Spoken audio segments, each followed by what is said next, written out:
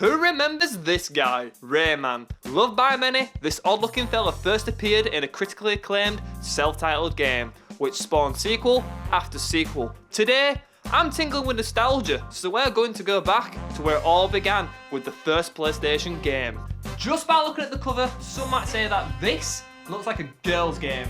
Well, I beg to differ. Yes, you could say the art style is rather adorable, but don't let it fool you, because most people remember Rayman as a platforming nightmare.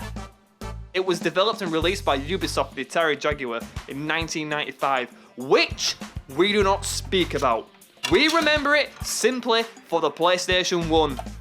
End of story. I've never completed this game growing up, but now I'm much older. I'm an experienced, hardcore gamer. So, is it still hard all these years later? Let's find out. Firstly, the game opens up with a cutscene. This animated intro looks outstanding for its time. It's very promising. A strange wizard bloke tells us what's going on in Rayman's world, and he informs us about the Great Protoon, which is a ball of energy that does... well, listen for yourself. The Great Protoon provides and maintains the harmony and balance in the world. Whatever that means. So on one fateful day, some guy called Mr. Dark turns up and... Wait, what? What's his name again? The evil Mr. Dark. That could be possibly the lamest name of a villain I've ever heard in my entire life. Well, it could have been worse. He could have been named Mr. Bad. Or simply just arsehole. So what does Mr. Dark do when he turns up? Well, he steals the Great Protoon and defeats a fairy. So basically, everything goes to complete shit and it's Rayman to the rescue. The goal of the game is to travel through 6 different worlds, each containing 3 or 4 levels. The objective in each level is clear: get from point A to point B. Point B being the end of the level, of course. There will be a sign with an exclamation mark on it. All you got to do is walk up to it to complete the stage. Yeah! That never gets old. Along the way, we can collect these blue orbs. They're called tings. If you collect 100 tings, you can earn an extra life. You can use tings to pay the magician. He's hidden away in the level somewhere, but when you find him, you can give him 10 tingity ting tings to enter a bonus stage for a chance to earn another life. Bonus stages? That's great! But there's just one problem. They're all way too hard. There is barely enough time to complete the objective. I only just managed to do this with a second to spare. Perfect? Yeah, perfect indeed. You literally have to play to perfection or else you're never going to make it. It's absurd. Also, we can pick up these red orbs. They're simply called power. Oh, did they even try to think of a good name? You know what? Forget it. They give you extra hit points, which is always good as you'll soon be needing them.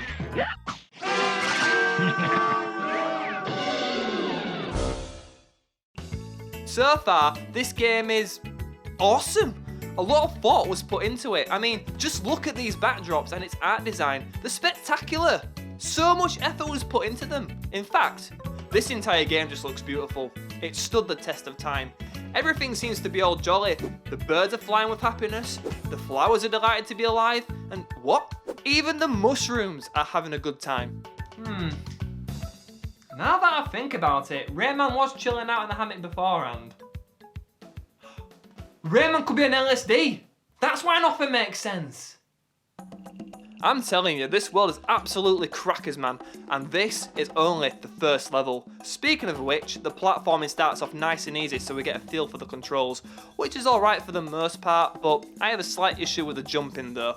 At times, it does feel a little bit stiff, but the worst thing is that you don't know where you're really going to land. Also, these worlds are littered with enemies. In the first level alone, we have mean little balls with mohawks strewn about the place. There's angry fish that can fly for some reason, and there's some enemies that just appear into existence. At this point, all you've got to do is just simply avoid them, until you meet the fairy. She helps you on your quest by giving you different abilities, the first one being able to punch? Right, as if Rayman couldn't do that already. What next? The ability to smell bullshit? Yeah, you know what, that would be kind of useful. Now granted the power of the punch, we can save the cage electoons. There are 6 in each stage to find. And look, we can hit these giant purple plums. But it seems as though they never go where you really want it to. Go on, get over there. Damn it! Yeah, these things are a pain in the ass. Also, now you can grab the gold fist power up. You can kill enemies with one punch, and the sound effect of these punches is very satisfying.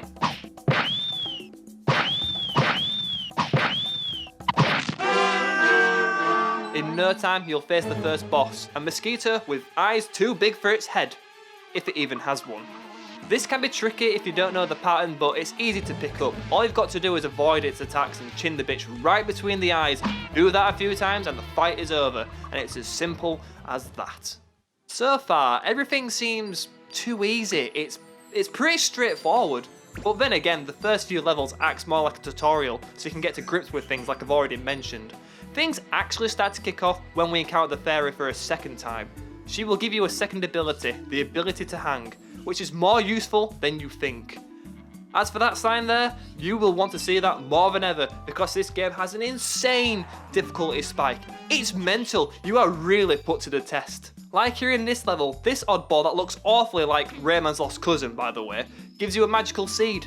As soon as you plant it, a flood occurs. It's constantly rising from the bottom of the screen, so you need to keep planting seeds as quick as you can to get higher and avoid drowning. Trust me, making it to the end of this stage is a lot harder than you think. Oh shit.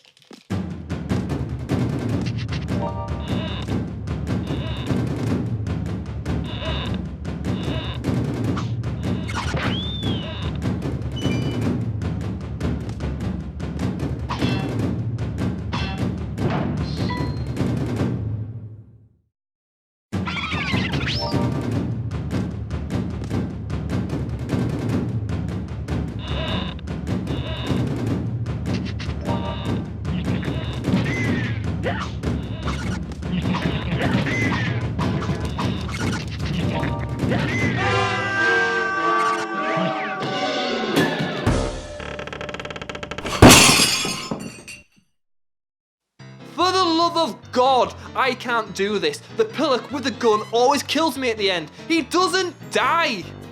Oh, so this is it. The nightmare has begun. I'm losing lives left, right and centre. But never mind that bollocks. If you don't have the golden fist power up, you're pretty much fucked. What? You only get 5 continues, then it's game over. Wow. Now, I see why this game is rock solid. You get 4 lives per continue, so that means you have a total of 16 lives, and that's not including any lives picked up along the way. Sure, this game is generous by letting you find a few at the start, but if you're not careful, you can burn through them all in a matter of minutes. This is only just the first world, and to think this game was aimed at kids. The game literally punishes you for your every little mistake. It's actually ridiculous. How precise do you have to be when timing your jumps? One slip up could cost you a precious life. It's fucking diabolical, man.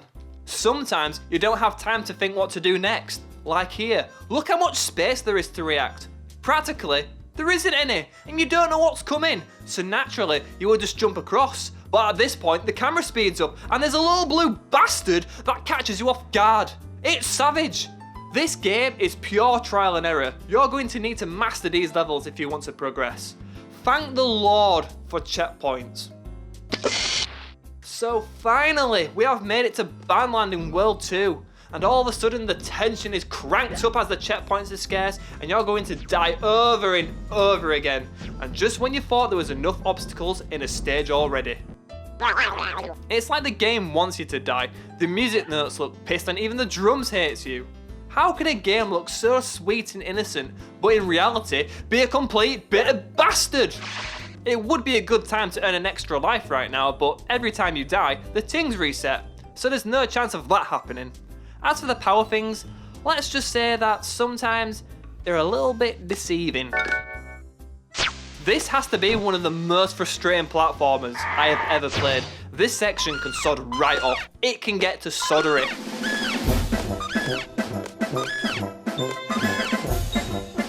Back and forth on these slippery shit slopes. Go and toot your trumpet somewhere else. Because this game is frustrating, it doesn't mean it's bad. How the fuck is that fair? It was off screen! I bet this made many kids cry. At times, Rayman is just outrageously unfair. It doesn't hold back, it throws everything at you. Now, I'm not saying it's a bad game for that one reason. I'm just saying you need to play like you're some kind of god. Now, I'm sure if someone had sheer willpower and determination, they could beat the game. But for those who don't want to endure the pain, there's always cheats. You can use a password to unlock every level in the game, and it gives you 99 lives, which is definitely needed. But the difficulty is so cruel, I don't think 99 lives is even enough. And remember when I said you can free the Cage of Lectoons? Guess what? You need to find them all in order to access the final level. Again, how is anyone supposed to make it this far? Like me, you would be lucky to make it to Banland before you sack it off. Let's quickly have a look in the later game to see if things are even harder.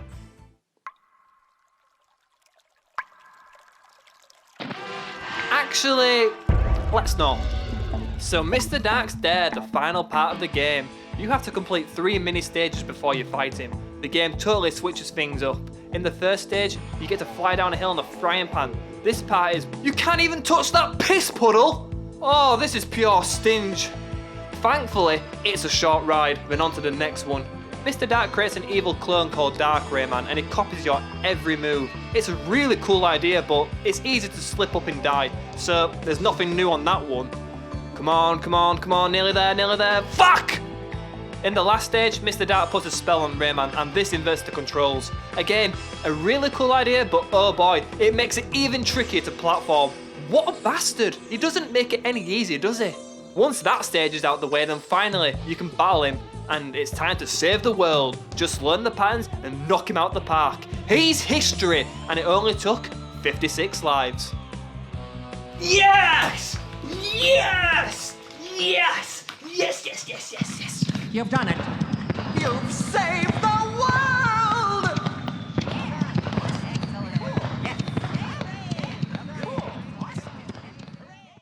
So there you go, that's Rayman for the PlayStation 1. In the end, I love this game. It's a classic, it's an instant classic.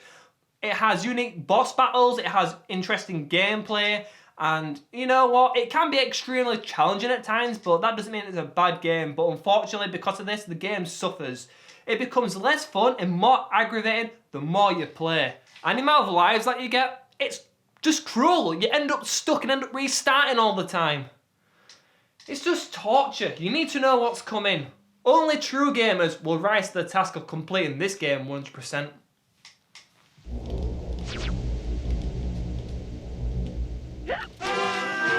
Fuck!